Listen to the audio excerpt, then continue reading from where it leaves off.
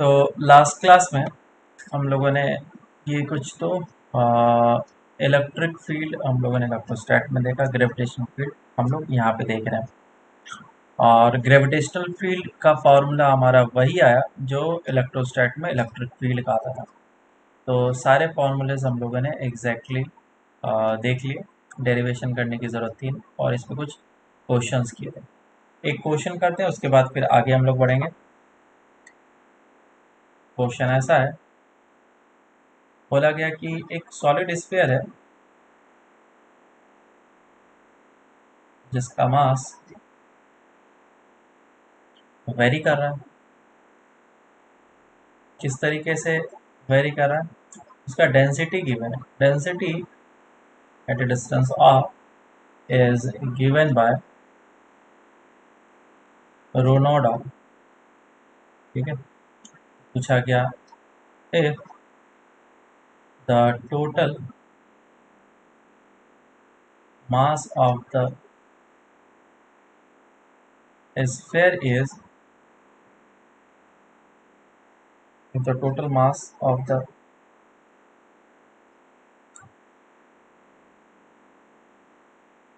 sphere is capital M, then find the gravitational field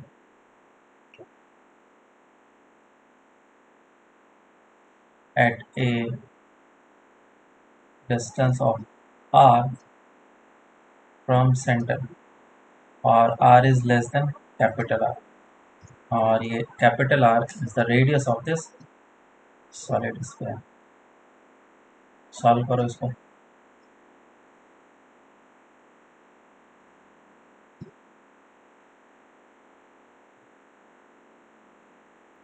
चलो solve करते हैं। देखो, इसको दो तरीके से कर सकते हैं, और ये क्वेश्चन जो है मतलब काफ़ी अच्छा है। तो पहला तरीका ये है, डेरिवेशन वाला, जो डेरिवेशन हम लोग इलेक्ट्रोस्टैट में किए थे उसी डेरिवेशन से कर सकते हैं। कैसे करेंगे? क्या करेंगे? आर डिस्टेंस पे जा करके डी आर थिकनेस का एलिमेंट चूज करेंगे। मुझे क्या मिलेगा? एक हॉलो स्फीयर मिलेगा, और ये जो हॉलो स्फीयर होगा, इस हॉलो स्फीयर के कारण से मुझे ग्रेविटेशनल फील्ड यहाँ पे पी पॉइंट पे लिखना पड़ेगा, बराबर। तो आउटसाइड में कितना होता है ग्रेविटेशनल फील्ड, हमें ये पता है। और जैसे जैसे आर वेरी करते जाएगा, वैसे वैसे वो पॉइंट कभी इनसाइड भी हो सकता है, कभी आउटसाइड भी हो सकता है। पहले होगा आउटसाइड, धीरे धीरे आर बढ़ते जाएगा, तो ये पॉइंट जो है हॉलो स्फीयर के लिए इनसाइड हो जाएगा। तो हॉलो स्फीयर के इनसाइड फील्ड कितना होता है? 0। आउटसाइड कितना होता है? एक पॉइंट चार्ज की तरह। बिल्कुल सही। तो उस तरीके से हम लोग डेरिवेशन कर सकते हैं। ये तो हो गया फर्स्ट मेथड, इसको हम लोग डिस्कस नहीं करना चाहते। दूसरा जो मेथड है वो मैं नया चीज़ बताना चाहता हूँ, सेकेंड मेथड। सेकेंड मेथड ये है, जैसे कि हम लोग इलेक्ट्रोस्टैट में क्या अप्लाई करते हैं? Gauss law. तो क्या वैसा ही गॉस लॉ हम लोग यहाँ पे ग्रेविटेशन, जो भी ग्रेविटेशन चैप्टर है, तो फिर ग्रेविटेशन फील्ड निकालने के लिए कर सकते हैं क्या? Cyclic integral of E dot d s is equal to Q in by epsilon होता है। क्या मैं इस फॉर्मूले को मॉडिफाई कर सकता हूँ क्या? बिल्कुल हाँ, मॉडिफाई कर सकते हैं। और ऐसा इसलिए है क्योंकि इसके लिए जो फोर्स डिफाइंड होता है वो किस तरीके से होता है? कि Q1 Q2 bye r square.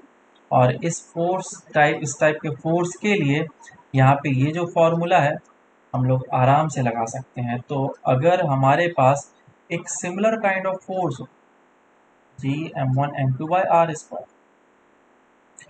तो मैं इसके लिए भी फ्लक्स वाली बातें बोल सकता हूँ। हालांकि ग्रेविटेशन चैप्टर में फ्लक्स वगैरह नहीं लिखते हैं, कभी बातें नहीं होंगी इसके बारे में, लेकिन फिर भी हम लोग फॉर्मूला को अप्लाई कर सकते हैं।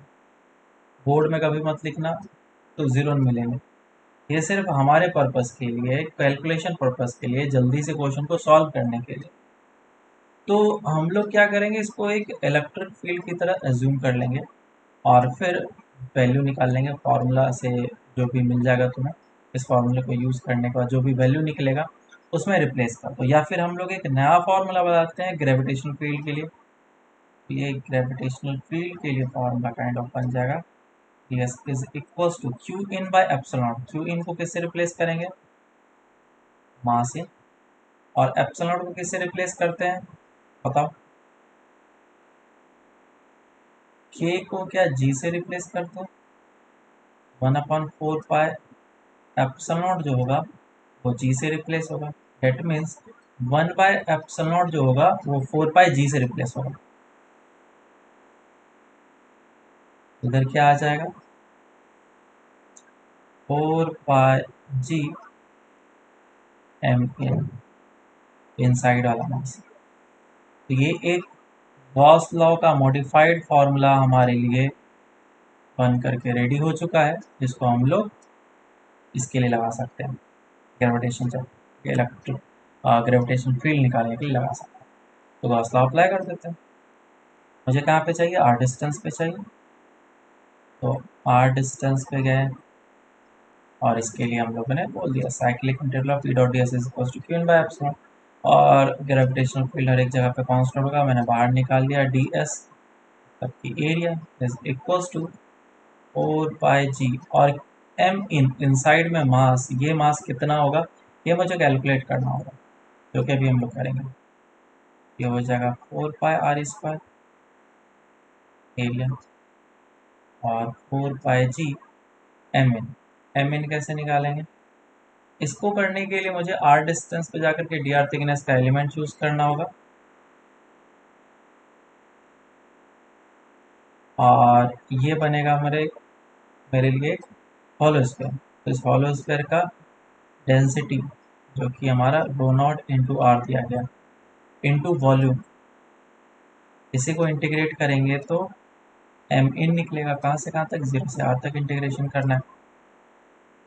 Density to volume which is 4 pi r² d r. कितना आ रहा है आंसर, जो जो कांस्टेंट है बाहर निकाल लो, 4 पाई रो नॉट r³ डी आर, 0 से लेकर के आर तक, 4 पाई रो नॉट r⁻⁴ डिवाइड बाय, सही है क्या, देख लो एक बार सभी को।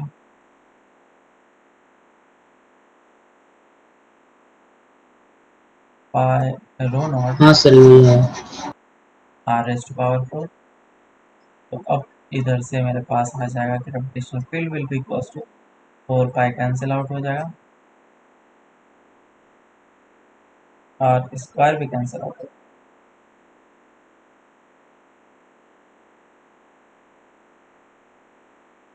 पाई जी रो नॉट r²,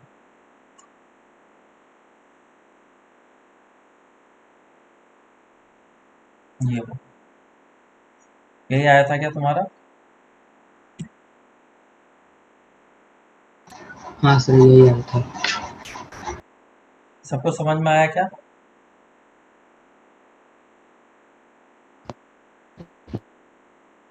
आया सबको। Yes sir. हाँ सर। इसमें किसी किसी क्वेश्चन में रो नॉट को रिप्लेस कर दिया जाता है, बेसिकली कैपिटल एम के टर्म्स में लिखा जाता है। तो वो कैसे करेंगे, वो इस तरीके से करेंगे कि ये जो मास आया आर के टर्म्स में आया, तो अगर मेरा रेडियस कैपिटल आर हो जाता है तो फिर चलो पाई रो नॉट तो कैपिटल एम हो जाएगा। तो रो नॉट का वैल्यू मैं कितना लिखूंगा, capital M divide by pi r⁻⁴। और इस रो नॉट का वैल्यू हम लोग यहाँ पे पुट कर लेंगे तो हमारे लिए नया आंसर आ जाएगा, एम और आर के टर्म्स में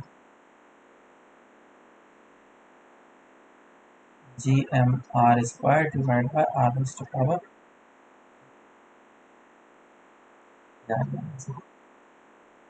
समझ में आया सबको?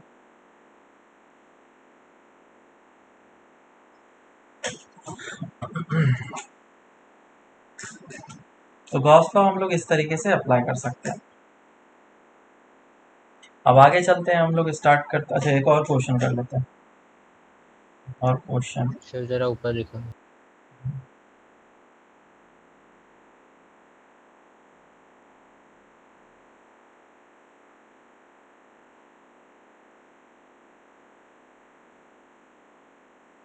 क्वेश्चन ऐसा है कि एक टनल खोदा गया अर्थ के बीचों बीच, एकदम सेंटर से पास करता हुआ डायमीटर के थ्रू टनल खोदा गया। और इस जगह पे एक मास को ड्रॉप कर दिया गया। ठीक है, स्मॉल एम मास था, और अर्थ का मास तो हमें पता है, capital M, mass of earth, और ये रेडियस ऑफ अर्थ। तो अगर इस मास को इस जगह से ड्रॉप करेंगे, उसको दूसरे तरफ पहुंचने में इसको टाइम कितना लगेगा, ये निकालना। Find the time taken by the small m mass to reach from A to B। Question समझ में आया सबको? सॉल्व करके बताओ।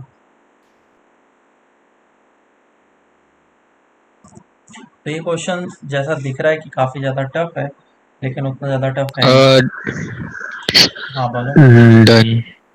क्या है पाई आंसर? एक्स इंटू, नहीं, pi R E under root में R E by G M. ऐसा? हाँ, ठीक वो है, एम ई है। ओके, चलेगा, देखते हैं। तो फर्स्ट टाइम इसको देख कर लगेगा कि इसका टाइम निकाले कैसे, इसमें एक्सोलेशन ले लें, क्या करें, वो समझ में नहीं आता। लेकिन ये एक बार तुम कर लोगे इस क्वेश्चन को, फिर तुम्हें अच्छे तरीके से समझ में आ जाएगा। तो ये एक्चुअली में क्या है ना, एसएचएम कर रहा है। तुम इस अर्थ के इनसाइड में किसी भी जगह से इसको रिलीज करो, इस डिस्टेंस पे भी जाकर रिलीज करो, तो ये क्या करेगा, एसएचएम करेगा ऐसे ऐसे करके। तुम ज़्यादा डिस्टेंस से भी रिलीज करो तो भी एसएचएम करेगा। ऐसा नहीं कि इसके लिए एक्स वेरी वेरी स्मॉल होना चाहिए। ऐसा क्यों? लेट से कि वो इस जगह पे है और ये इनसाइड में, तो एक्स डिस्टेंस पे ये अगर इनसाइड में है, तो इस पे जो फोर्स लग रहा होगा वो कितना लग रहा होगा आपको, इस डायरेक्शन में फोर्स लग रहा होगा, and this force will be equal to Q into E, और यहाँ पे एम इंटू ई होगा। और इनसाइड में ग्रेविटेशनल फील्ड का फॉर्मूला क्या है, याद है क्या?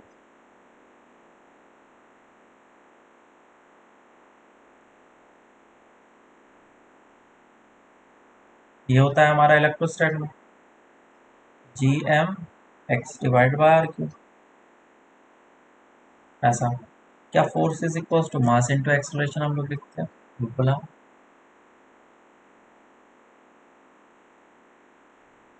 और इधर से मास कैंसिल आउट हो जाएगा, और एक्सलेशन कितना आ गया, G M by are Q into.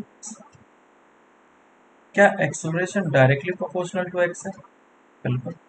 और किस तरीके से कंपेयर करते हैं, is equal to minus of omega square X, minus plus direction को बताता है। तो ओमेगा कितना आ जाएगा, omega is equal to,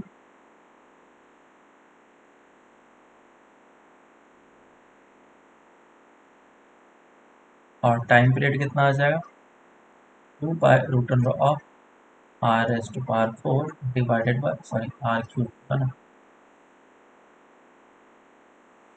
are cube by G M. तो अगर ये ऐसे जंप कर रहा है तो इसको इस जगह से इस जगह तक जाने में टाइम कितना लगेगा, t/2।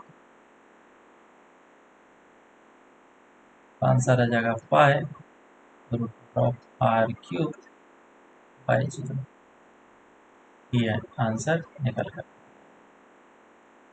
अच्छा एक बात बताओ, अगर मैं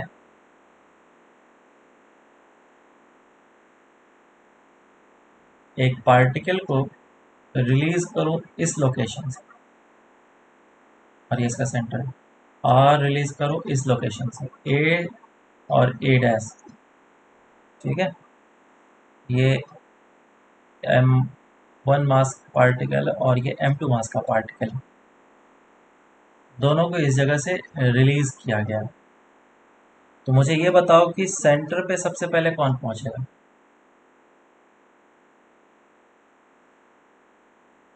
Which particle will reach the center first?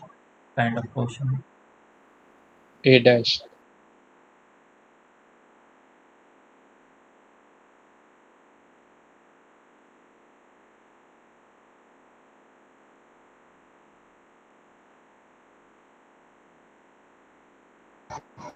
A dash. कौन पहुंचेगा, ए डैश। हाँ सर। और किसी को कुछ लग रहा सर दोनों साथ में। ओके, दोनों साथ में पहुंचेगा, ऐसा कैसे।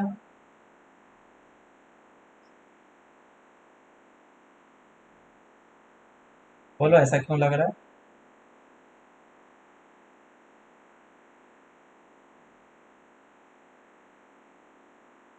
कोई बात नहीं, एक्सप्लेनेशन नहीं आ रहा है, फील आ रहा है इसको, या दोनों साथ में पहुंचेगा। चलो टाइम पीरियड कांस्टेंट है इसलिए। देखते हैं इस बात को। अगर इसको इस जगह से रिलीज करते हैं तो ये इस जगह पे ऐसा जंप करेगा, इसका इतना ही एम्पलीट्यूड रहेगा, और अगर इसको इस जगह से रिलीज करते हैं तो इसका ऐसा जंप इतना बड़ा सा होगा, बराबर है क्या? तो इस जगह से इस जगह तक का आने का टाइम कितना है, t/4, और इसका इस जगह से इस जगह तक आने का टाइम कितना है, t'/4। तो मुझे ये चेक करना है कि t' बड़ा है या t बड़ा है, कौन बड़ा है या कौन छोटा है, मुझे ये चेक करना है। और ये अगर मैंने चेक कर लिया, बात हो जाएगा काम खत्म। तो जब मैं टाइम पीरियड निकालने के लिए जाता हूँ तो टाइम पीरियड हमारा निकल के कितना आता है, this much, t is equal to 2 pi root under of R cube by G, जिसमें कि एम्पलीट्यूड से कोई इसका रिलेशन नहीं है। तुम एम्पलीट्यूड छोटा रखो चाहे बड़ा रखो, ये टाइम पीरियड उतना ही रहेगा, वो चेंज नहीं करने वाला।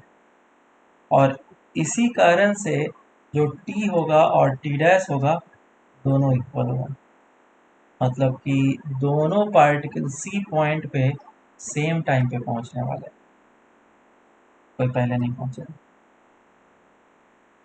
समझ में आया क्या। लेकिन अगर अर्थ के इस यस। सरफेस से रिलीज करेंगे थोड़ा ऊंचाई पे, हाइट एज पर, तब तुम्हें अच्छे तरीके से क्लियरली पता चल रहा होगा कि अगर इसको यहाँ से रिलीज किया, इसको इस जगह से रिलीज किया, तो कौन पहले नीचे पहुंचेगा, ये साफ साफ दिख रहा है। लेकिन इस जगह पे कंडीशन ही चेंज हो जाता है। समझ में आया क्या। हाँ सर। एक और क्वेश्चन इसमें बनता है कि मैंने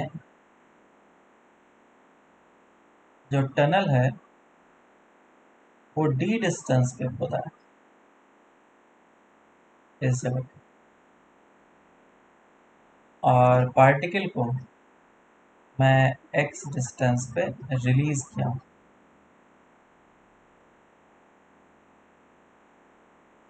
तो अगर पार्टिकल को x डिस्टेंस पे रिलीज किया गया इस जगह से, और ये अर्थ है, इसका मास of earth and radius of earth, तो वही चीज निकालना है कि इसका टाइम पीरियड कितना होगा। Find the time period this oscillation. Of the part. Solve करो।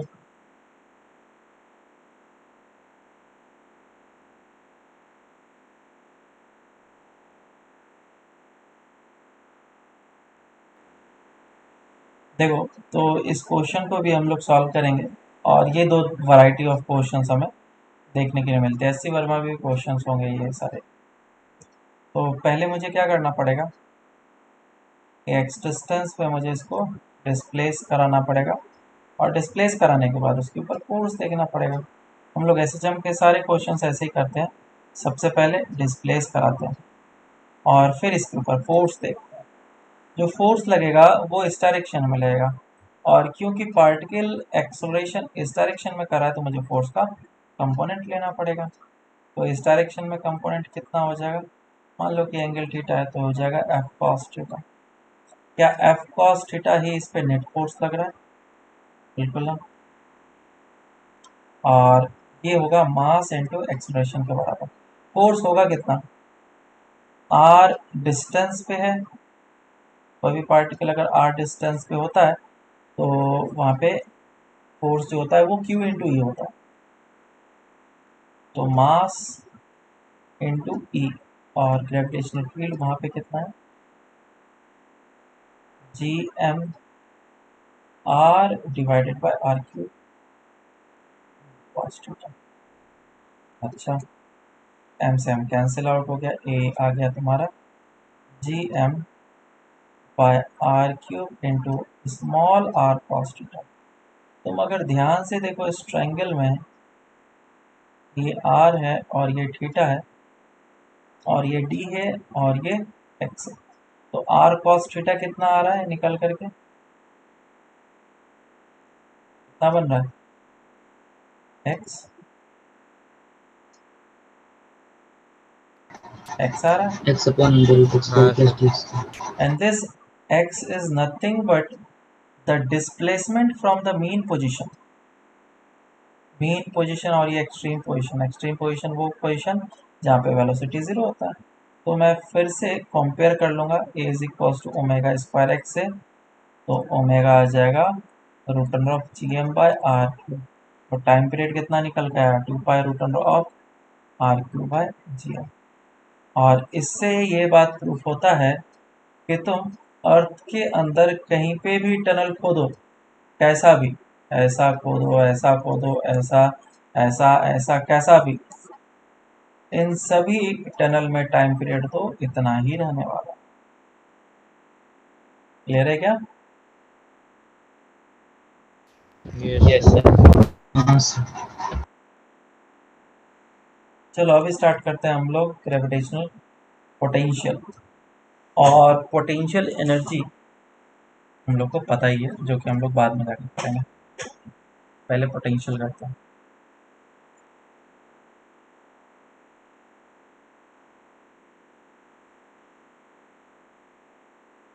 ग्रेविटेशनल पोटेंशियल क्या होता है, ग्रेविटेशनल पोटेंशियल कोई डिफाइन कर सकता है?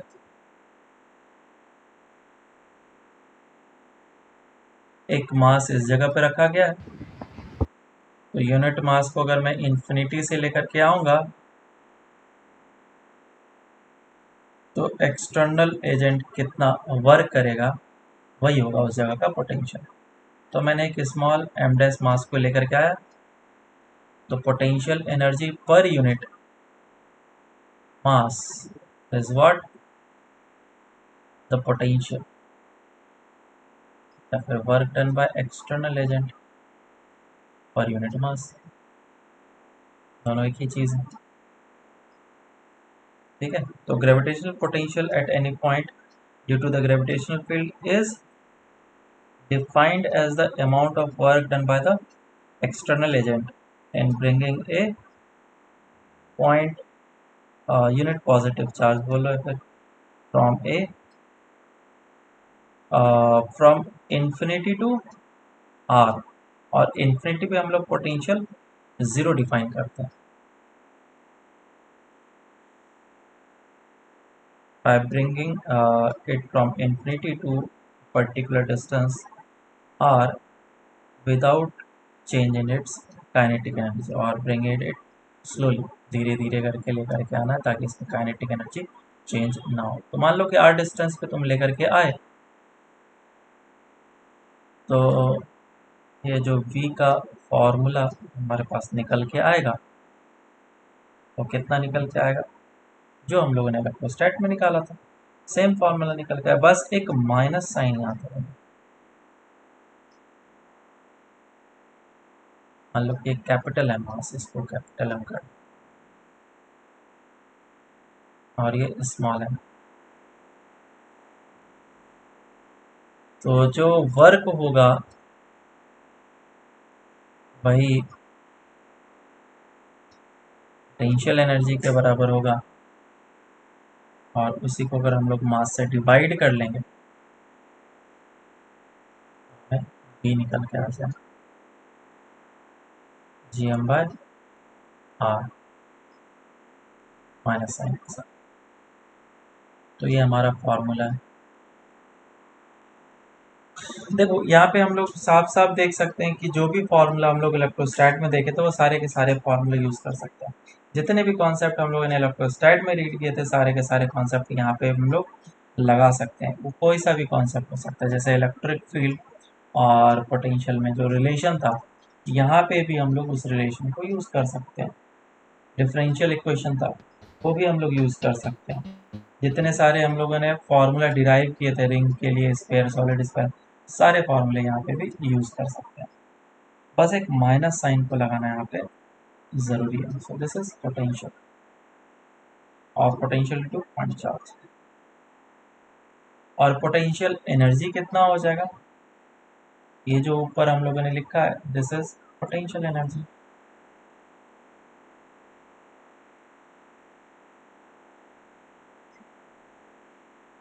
पोटेंशियल एनर्जी को यू से डिफाइन करते हैं, और ये होगा कितना, माइनस G m1m2/r। और potential is equal to U/m होता है। ये सारे फॉर्मूलेस हम लोगों ने इलेक्ट्रोस्टैट में ही देखा है।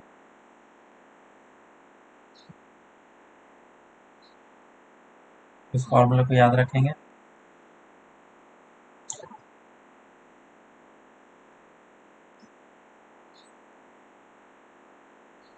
ऐसा, तो एक एक करके मैं पोटेंशियल का फॉर्मूला लिख देता हूँ। ये जो पोटेंशियल था ये पॉइंट चार्ज के कारण से था, कंटिन्यूस चार्ज के कारण से भी हम लोग लिख सकते हैं। चलो, तो सबसे पहले रिंग के कारण से कर लेते हैं। Gravitational potential due to ring.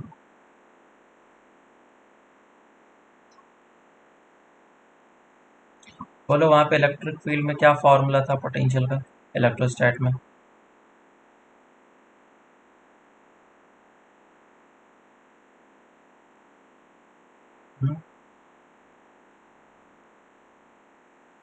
k/√x² तो यहाँ + पे v इज इक्वल टू क्या हो जाएगा, Gm/x² प्लस ऑफ √। r² के power 1/2।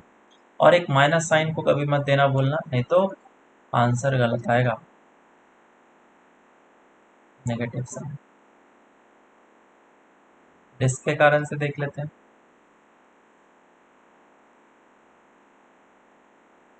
Potential due to disc, sir जरा ऊपर करो। सर ऊपर 3/2 होगा ना? नहीं 1/2 होगा। इलेक्ट्रिक फील्ड का ओके सर। फॉर्मूला होता था Gmx divided by x² plus r² के पावर 3/2, इसमें आता था 3/2। चाहो तो तुम इसको डिफरेंशिएट भी कर सकते हो, तो आंसर मिल जाएगा सेम। हो गया। पोटेंशियल ड्यू टू डिस्क बताओ।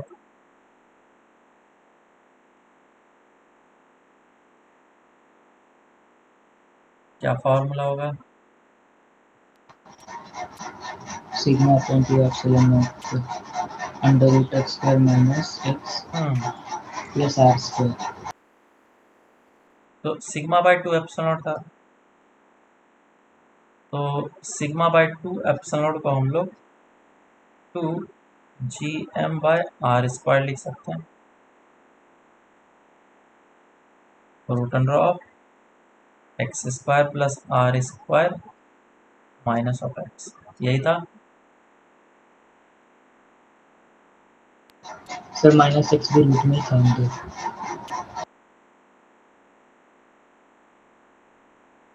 x भी रूट में था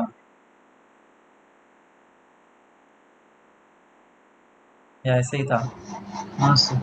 नहीं, x रूट में नहीं होगा, डायमेंशन गलत हो जाएगा।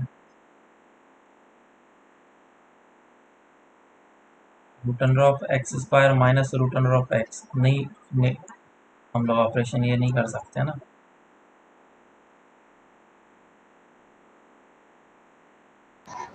सर वो पूरा रूट में था x square plus r square नहीं माइनस नहीं, x। पूरा तो रूट पूरा में रूट नहीं में होगा, था।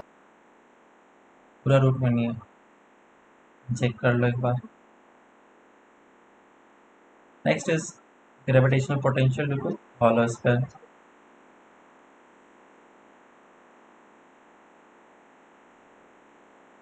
सर यहाँ माइनस साइन नहीं होगा? हाँ, माइनस साइन तो हमेशा ही लगाना है, नेगेटिव साइन हमेशा लगा के रखना है। हॉलो स्फीयर के कारण से क्या होगा?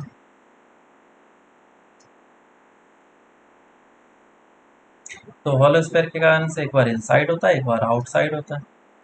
तो ये अगर हमारे पास हॉलो स्फीयर है, दो पॉइंट हो सकते हैं। बोलो आउटसाइड के लिए क्या होता है फॉर्मूला? इलेक्ट्रोस्टैट वाला बताओ formula. k cube by small r।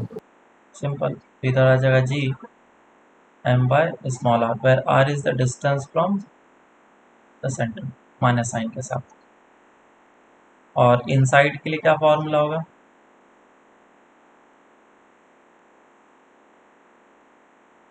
k cube by capital r। उसके लिए फॉर्मूला हो जाएगा minus GM by capital R, which is constant, which is constant. Next is gravitational potential due to solid sphere.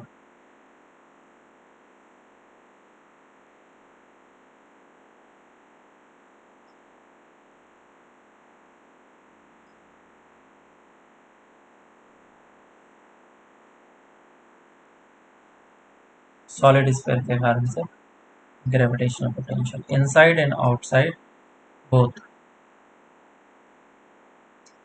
याद करो जल्दी से। ऊपर करिए ना। हाँ,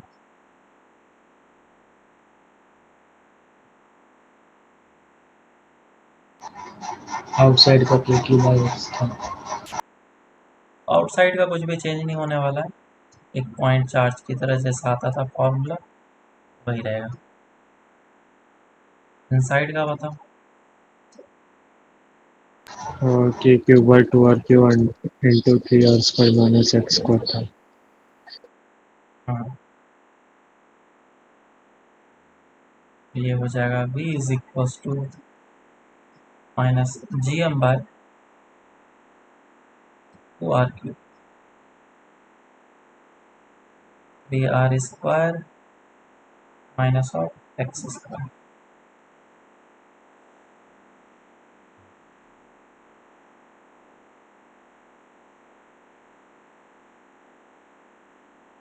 एक्स डिस्टेंस पे है, ये आउटसाइड पे, inside.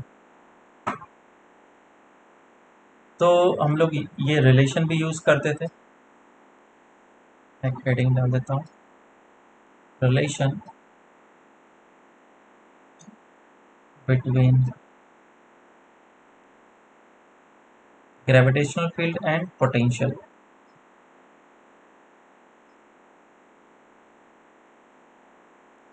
Gravitational potential.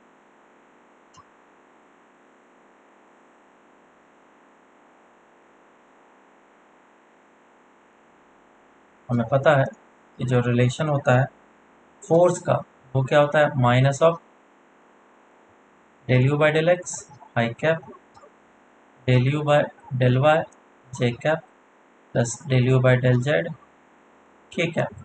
Minus sign बाहर लगा हुआ तो इसको वेक्टर फॉर्म में हम लोग ऐसे लिखते हैं।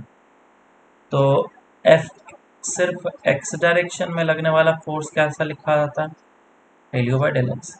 लेकिन अगर आर में वेरिएबल हो तो minus of del U by del R. Force को इंटीग्रेट करेंगे तो क्या मिलता है हमें, वही change in its potential energy. तो change in its potential energy will be equals to F X D X F Y D Y F Z D Z, ऐसा।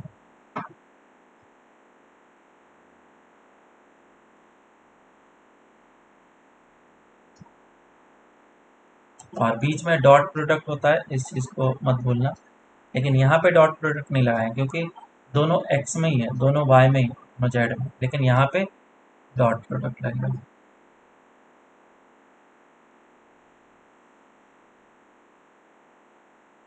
सेम वे में फोर्स और पोटेंशियल एनर्जी ना लिख करके मैं अगर field and potential लिखूं तो ये फॉर्मूला जो है बिल्कुल बस थोड़ा सा चेंज हो जाएगा और उसको हम लोग इस तरीके से लिखेंगे, electric field is equal to del V by del X I cap plus del V by del Y J cap plus of del V by del Z K cap, ऐसा। सर वो डेल्टा यू वाले में minus sign नहीं होता? Minus sign common लेकर के बाहर लिख दिया है ना। Okay sir. अच्छा यहाँ पे माइनस साइन है, इसके लिए बोला तुमने,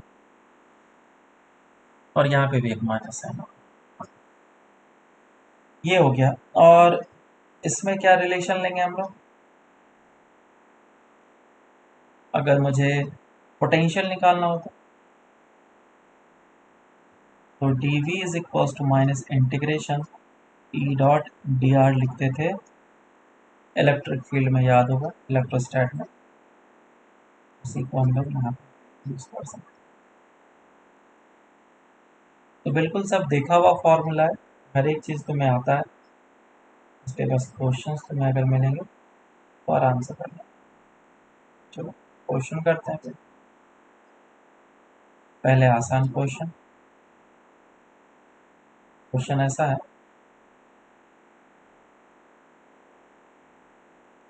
ये एक्स एक्सिस है और एक्स एक्सिस पे दो मासेस रख दिए गए,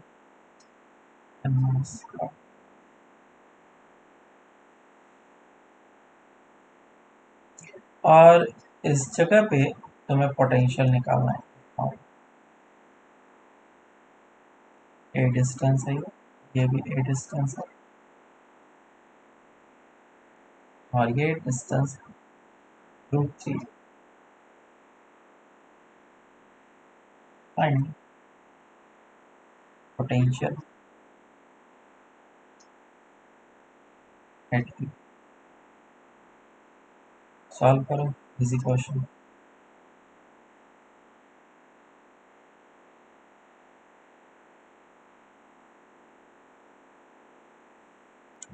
ठीक है, तो काफ़ी आसान क्वेश्चन है। इस जगह पे इस मास के कारण से पोटेंशियल लिखेंगे और इस मास के कारण से लिखेंगे और दोनों को ऐड कर लेंगे।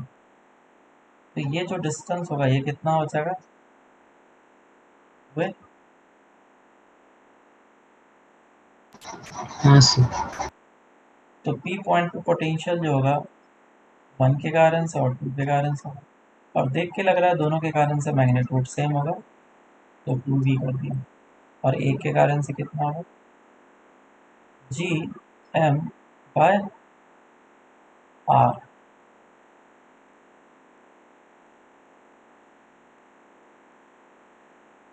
ये आ जाएगा। ठीक है क्या?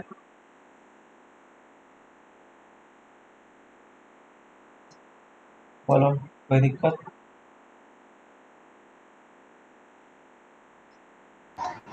No sir. नेक्स्ट इज बोला गया कि किसी भी पॉइंट पे ग्रेविटेशनल फील्ड जो है वो कुछ इस तरीके से दिया जा रहा है, E is equal to minus of 20 I cap plus of j cap. Then find the potential at 0, 0.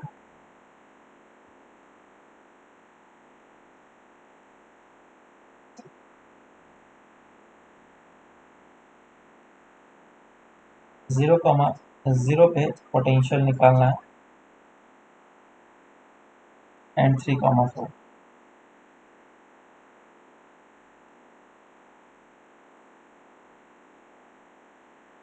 Simple function.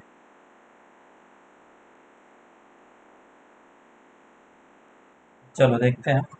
तो सिंपल सा ही क्वेश्चन दिया गया है, इलेक्ट्रिक फील्ड मतलब ग्रेविटेशनल फील्ड तुम्हें वेक्टर फॉर्म में गिवन है, it is -20 I cap plus j cap, और तुम्हें क्या निकालने के लिए बोला गया? Potential difference. तो अगर हमें पोटेंशियल मिल जाए तो हम लोग पोटेंशियल डिफरेंस तो निकाल ही सकते हैं।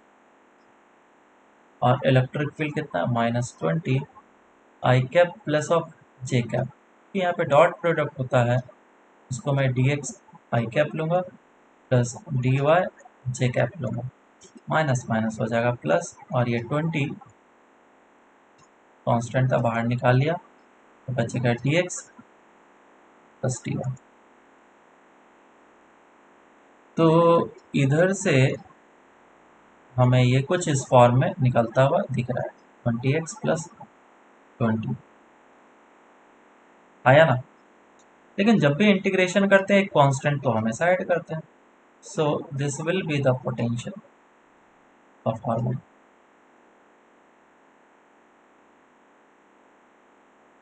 अब हम लोग पोटेंशियल डिफरेंस निकालना चाहते हैं, तो एक बार 0, 0 पे निकालो कितना है, और एक बार 3, 4 पे निकालो कितना है पोटेंशियल। 20 इंटू 4 हो जाएगा 140।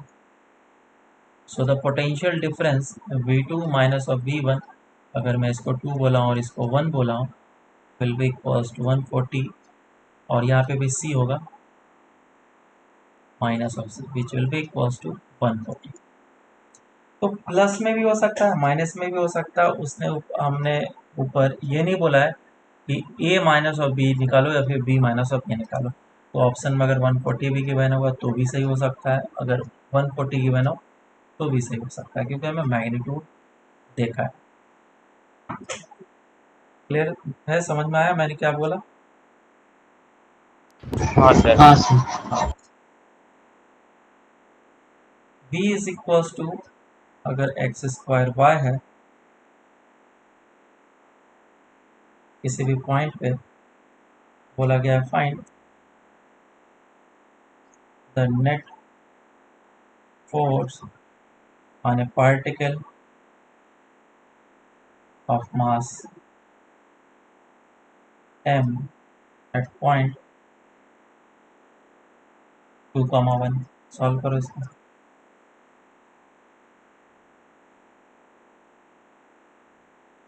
तो हमें पोटेंशियल गिवन है और उससे मुझे फोर्स निकालना। तो एक तरीका ये है कि तुम इसको डिफरेंशिएट कर लो, तुम्हें ग्रेविटेशनल फील्ड मिल जाएगा, और ग्रेविटेशनल फील्ड से मास को मल्टीप्लाई कर लो तो फोर्स मिल जाएगा। वो इस तरीके से निकालेंगे, by del X I cap plus del V by del Y J cap. Z component है नहीं तो जेड को मैं लिख नहीं रहा हूँ, x के रेस्पेक्ट में डिफरेंशिएट करो, कितना हो जाएगा 2x y plus of y square I cap. अब y के रेस्पेक्ट में डिफरेंशिएट करो, x स्क्वायर प्लस y जे कैप। सो ग्रेविटेशनल फील्ड ये आया फॉर्मूला। अब इसे मैं 2,1 पे निकालना चाहता हूँ, कितना होगा। सो मैं वैल्यूज को पुट कर लेता हूँ, 2,1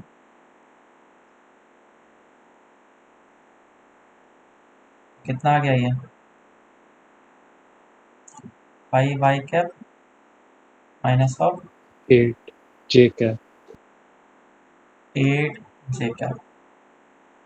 तो ये वेक्टर फॉर्म में ग्रेविटेशनल फील्ड आ चुका है और मैं फोर्स निकाल सकता हूँ, मास इनटू द फील्ड हो जाएगा -5 I cap minus of 8 J cap. अब इसका मैग्नीट्यूड भी निकाल सकते हो, बस रूट अंडर में लेकर के। तो ये बेसिक सा चीज़ था जो कि हम लोगों ने इलेक्ट्रोस्टैट में भी किया था। पोटेंशियल एनर्जी के बारे में मैंने बताया हुआ ही है। अब इसमें सेल्फ एनर्जी भी देख लेते हैं, क्योंकि हम लोगों ने इलेक्ट्रोस्टैट में सेल्फ एनर्जी भी पढ़ा था। सेल्फ एनर्जी होता क्या है, तो सिस्टम को बनाने में कितना वर्क किया गया वही सेल्फ एनर्जी। जैसे कि मैं एक हॉलो स्फीयर बनाना चाहता हूँ, तो मैं क्या करूँगा, इन्फिनिटी से थोड़े थोड़े मास को उठा उठा करके इसके ऊपर पुट करते जाऊँ, मेरे कारण से कुछ वर्क होगा। तो जितना भी वर्क हुआ इसके पोटेंशियल एनर्जी में स्टोर हो जाएगा, उसी को हम लोग सेल्फ पोटेंशियल एनर्जी। और उसका वैल्यू कितना होगा, -GM/2 और GM²/2। पता है ना ये हॉलो स्फीयर यस के। सॉलिड स्फीयर के लिए कितना होता है बोलो, -3 GM/5। yourself will be equals to -3 GM² divided by 5।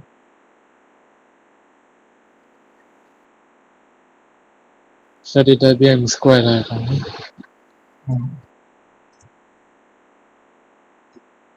m²। और पोटेंशियल एनर्जी के बारे में पता ही है तुम्हें, मैंने ऊपर ही बता दिया इस चीज़ को। तो एक क्वेश्चन करते हैं। क्वेश्चन बोला गया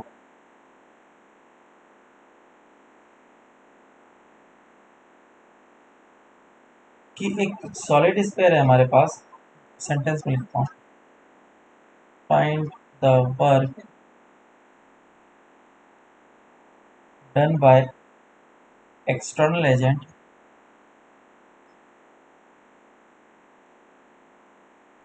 if a solid sphere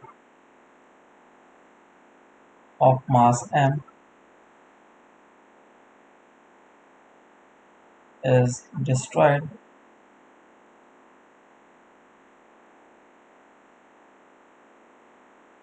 mass m and radius r is destroyed and formed into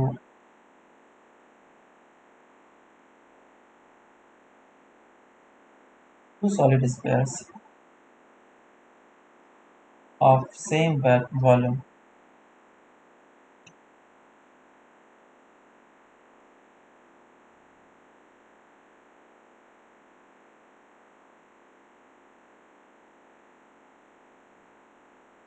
at a large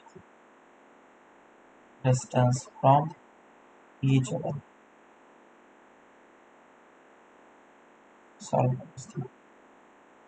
same volume मतलब कि उसको डिस्ट्रॉय करके दो आइडेंटिकल सॉलिड स्फीयर बनाया करो सॉल्व।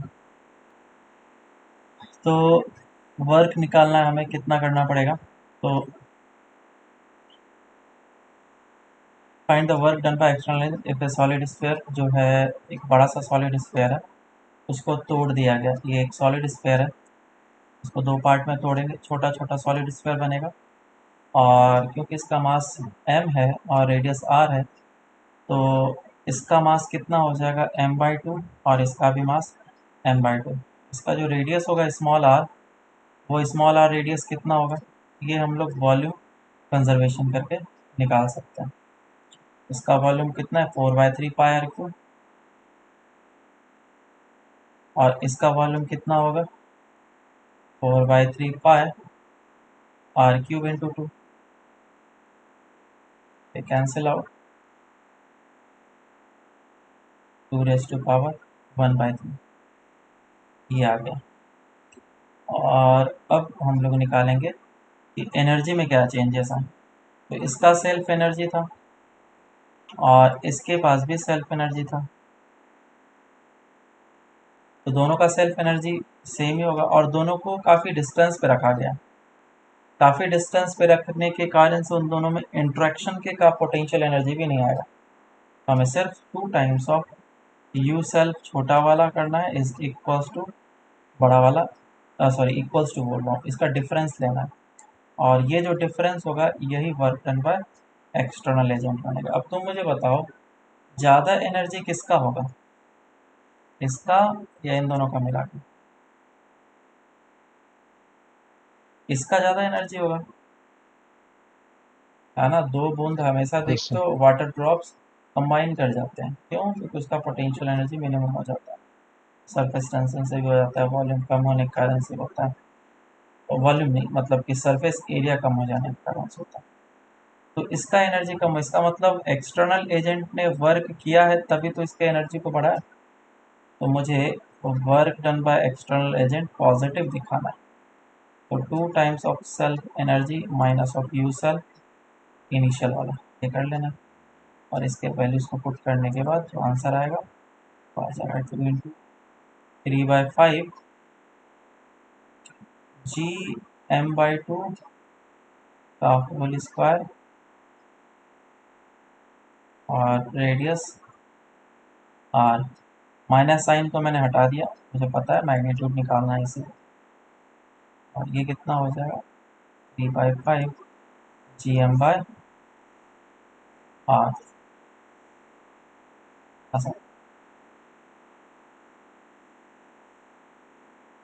अब इसके वैल्यूज पुट कर लेंगे, आंसर आ जाएगा। समझ में आया सबको? हाँ सर। हाँ सर। सर वो देव बोल रहा है कि उसको मीटिंग में इन करे। ओके, नेक्स्ट हम लोग देखते हैं एक्सेलरेशन ड्यू टू ग्रेविटी। ये पोटेंशियल एनर्जी वाले क्वेश्चंस और भी हम लोग आगे जा करके थोड़ा थोड़ा करेंगे। भी एक्सेलरेशन ड्यू टू ग्रेविटी देखते हैं।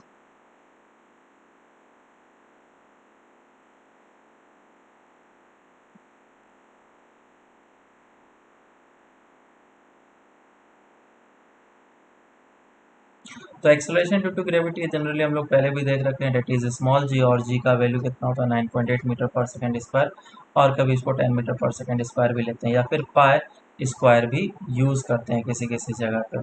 फिट में निकालेंगे तो अलग चीज़ हो जाएगा। लेकिन एक्सेलरेशन ड्यू टू ग्रेविटी होता क्या चीज़ है उसको हम लोग एक बार वापस से देख लेते हैं। जैसे कि मान लो कि हमारे पास अर्थ है और अर्थ के सरफेस पे हम लोग खड़े हुए हैं, तो मैं इसके ऊपर खड़ा हो गया जिसका मास m होगा, और ये जो अर्थ है इसका मास m और radius of earth is r। तो मेरे ऊपर कुछ ना कुछ फोर्स लग रहा होगा, और मेरे ऊपर कितना फोर्स लग रहा होगा उसको मैं देख लेता हूँ। तो मेरे ऊपर जो फोर्स लग रहा होगा वो होगा F is equals to G m by r square, ये हो गया। और मेरे ऊपर जो ग्रेविटेशनल फील्ड होगा वो कितना होगा, m से डिवाइड कर लेंगे, G M E divide by R E square. और ये जो ग्रेविटेशनल फील्ड है इसी को हम लोग स्मॉल जी बोलते हैं। क्यों? क्योंकि देखो ये जो फोर्स है, ये फोर्स में कौन सा वैल्यू चेंज हो सकता है? सिर्फ और सिर्फ स्मॉल एम चेंज हो सकता है। आदमी का जो मास है वो चेंज हो सकता है, मास ऑफ अर्थ तो कभी चेंज होगा नहीं, रेडियस ऑफ अर्थ कभी चेंज होगा नहीं, और हम लोग हमेशा सरफेस पे ही फोर्स की बात करते हैं। तो इसको हम लोग क्यों ना कांस्टेंट बोल दें, और इसको हम लोग कांस्टेंट जी बोल देते हैं, और इसको एम बोल देते हैं। तो इसीलिए कभी भी हम लोग एनएलएम में फोर्स लगाते थे तो एम जी फोर्स लिखते थे, स्मॉल एम इंटू जी, वो यहाँ से आता है।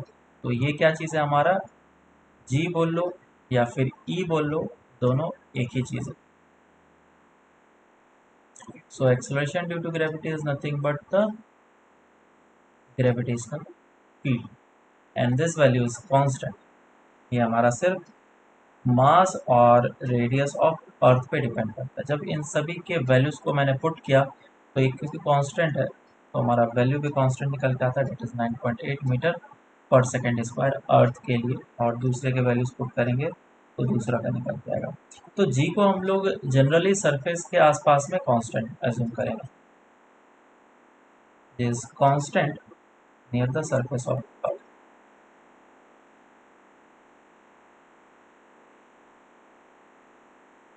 तो अर्थ के सरफेस के आसपास में जैसे कि हम लोग क्या था वो मोशन इन प्लेन करते थे, तो किसी भी बॉल को ऊपर फेंकते थे, प्रोजेक्टाइल मोशन कराते थे, तो ज़्यादा से ज़्यादा कितना ही बॉल को हम लोग ऊपर फेंक देंगे, कितना ही हाइट ऊपर चला जाए, बहुत ही कम, जो कि अर्थ के रेडियस के कंपैरिजन में बहुत ही ज़्यादा छोटा है, बहुत ही ज़्यादा नेग्लिजिबल है।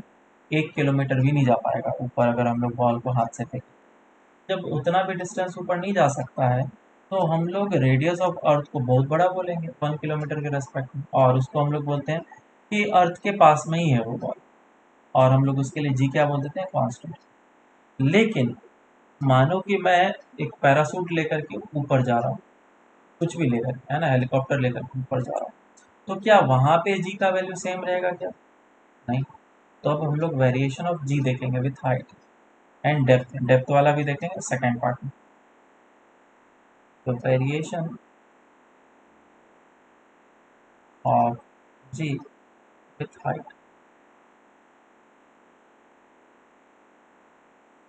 अगर मैं अर्थ के सरफेस से h हाइट पे चले जाता हूँ, उस जगह पे ग्रेविटेशनल फील्ड या फिर एक्सेलरेशन ड्यू टू ग्रेविटी कितना रहेगा? ये हमारा अर्थ सरफेस और ये है रेडियस ऑफ अर्थ, और मैं h हाइट पे चला गया,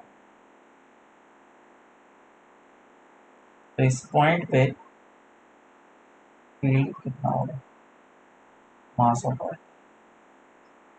तो ग्रेविटेशनल फील्ड देखना है उससे अच्छा तुम जी देखना है तुम्हें, एक्सेलरेशन ड्यू टू ग्रेविटी, तो ग्रेविटेशनल फील्ड देख लो, बात एक ही है, G M by R E plus of H का होल स्क्वायर, ये हो जाएगा।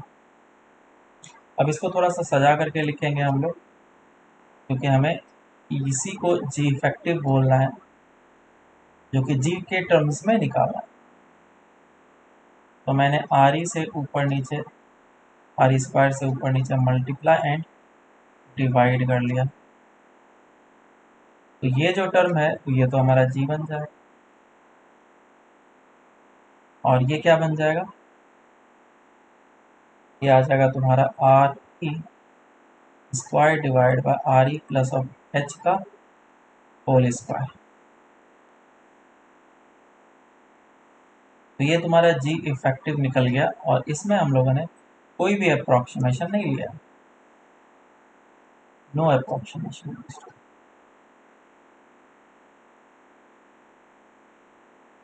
कोई भी अप्रोक्सीमेशन यूज नहीं किया गया। अब हम लोग अप्रोक्सीमेशन लेंगे, तो पहले मैं इसको दूसरे तरीके से लिख देता हूँ। इसको हम लोग किस तरीके से लिख सकते हैं, आर ई को नीचे डिवाइड करेंगे तो 1 plus of H divided by R E raise to power -2 होगा, और यहाँ पे अब हम लोग अप्रोक्सीमेशन लेते हैं कि if H is much less than are E, तो बाइनोमियल एक्सपेंशन हम लोग कर सकते हैं, एक्सपांसन होने के बाद जो फाइनल रिजल्ट आएगा वो कुछ ऐसा आएगा।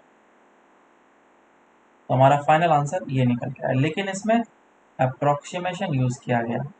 और अप्रोक्सीमेशन क्या है कि हाइट जो है वो छोटा है, किसके कंपैरिजन में, आर ई के कंपैरिजन में, विथ अप्रोक्सीमेशन।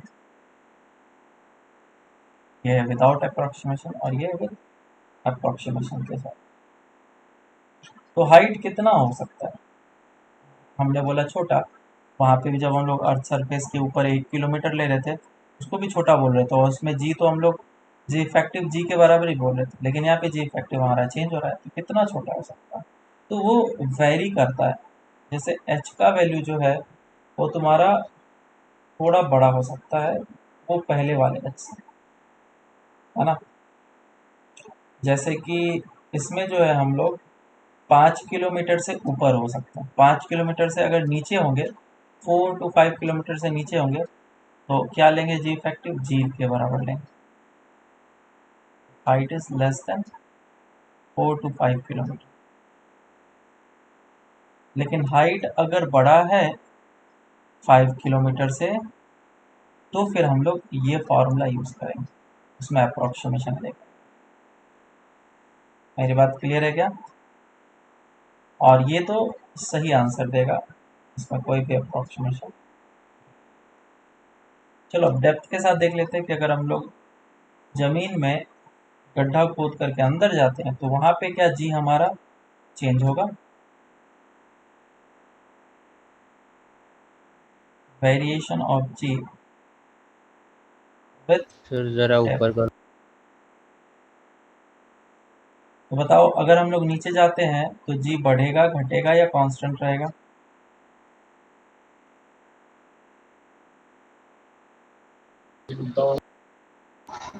बढ़ेगा। एक्सेलरेशन ड्यू टू ग्रेविटी बढ़ेगा या घटेगा, कांस्टेंट है? क्या लग रहा बढ़ेगा। है?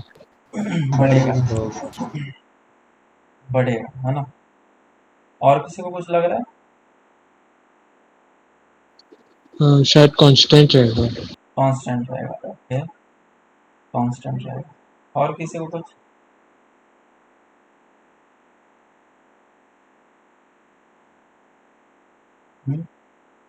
और किसी को कुछ बोलना है? ना तो बढ़ेगा ना ही कांस्टेंट रहेगा, ये घटेगा।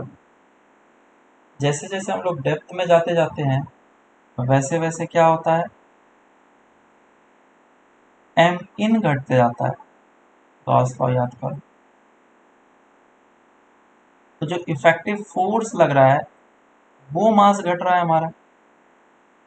अब सिर्फ इतने मास के कारण से ही फोर्स लगेगा। अरे मेरी बात समझ में आएगी नहीं?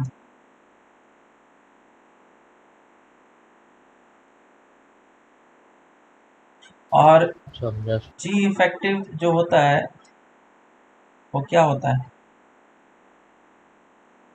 Gravitational field. इस पॉइंट पी पे तुम्हारा ग्रेविटेशनल फील्ड घट चुका है। और ग्रेविटेशनल फील्ड का सॉलिड स्फीयर के इनसाइड में फॉर्मूला क्या होता है, G M X upon R Q.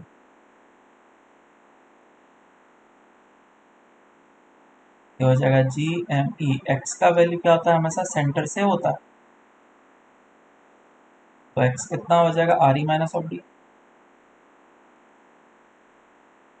Divided by R E cube.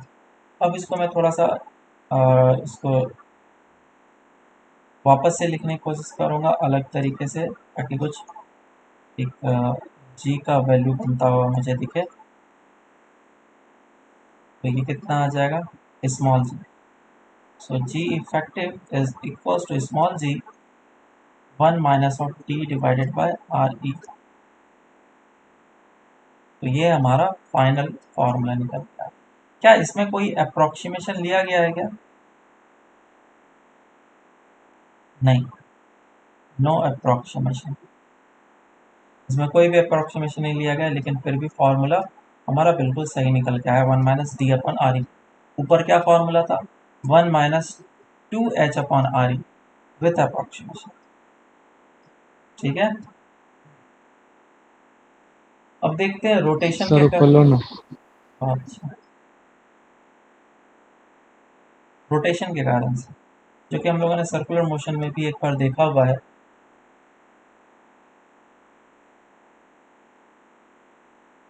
Variation of G rotation.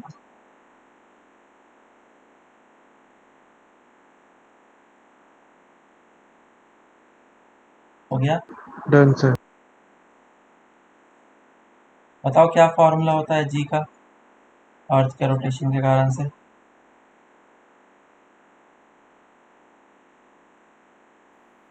G minus m inverse square r.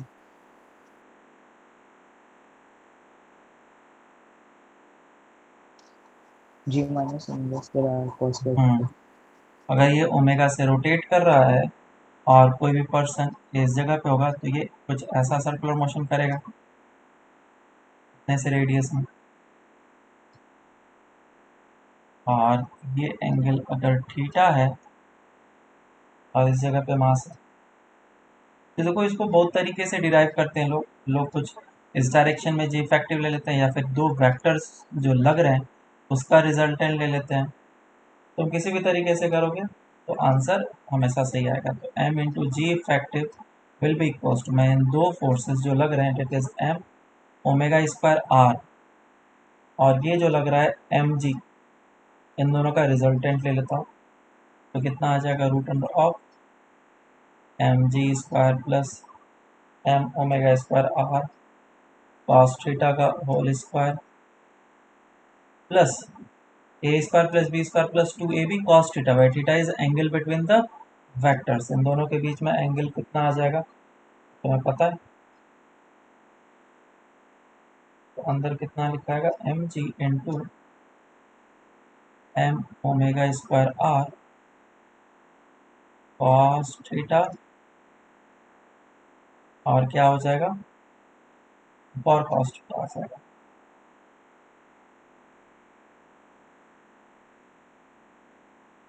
तो फाइनल कितना आ जाएगा,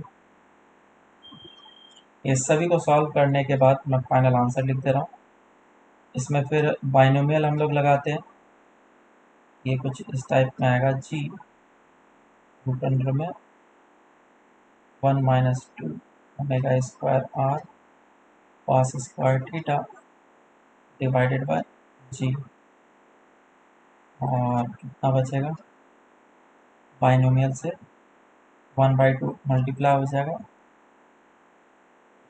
minus omega square R cos square theta divided by जी।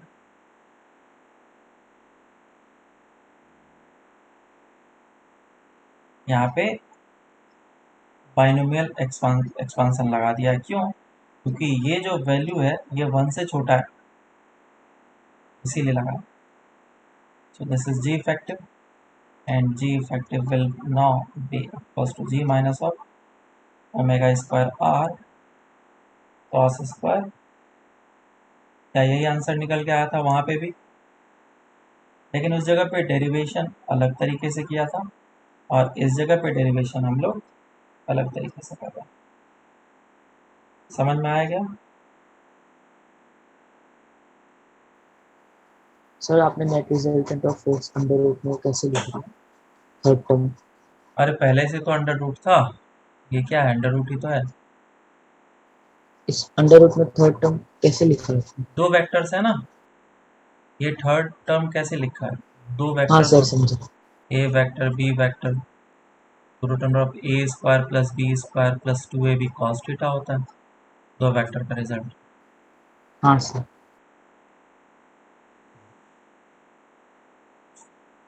जी का एक और variation होता है जो कि शेप एंड साइज के कारण से होता है, क्योंकि अर्थ हमारा ओवल शेप का है, तो अगर डिस्टेंस ज़्यादा होगा तो उसके कारण से ग्रेविटेशनल फील्ड वहाँ पे कम होगा, और डिस्टेंस कम हुआ तो ज़्यादा होगा, है ना। ओवल शेप का होता है इस टाइप का, तो यहाँ पे ग्रेविटेशनल फील्ड क्या होगा ज़्यादा, लेकिन यहाँ पे क्या होगा कम।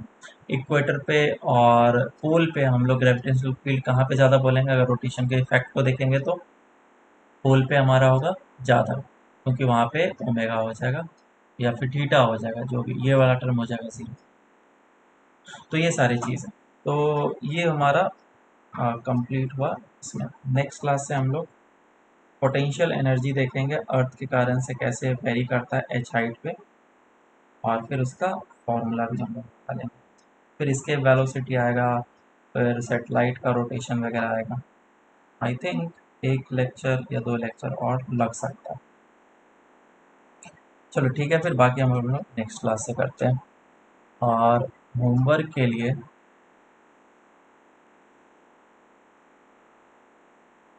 एक डीपीपी कर लो नेक्स्ट, और साथ ही साथ एक्सरसाइज थर्ड पार्ट 1 में 15 क्वेश्चंस कर लेना।